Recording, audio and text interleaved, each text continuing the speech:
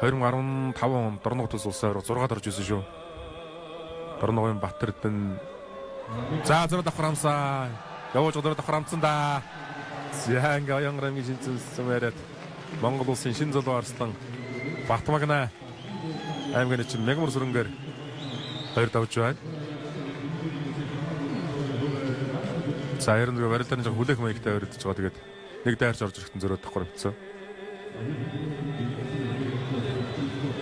За яг ингээ орцсон жис хэцүүлтэй шинэ арслан бол.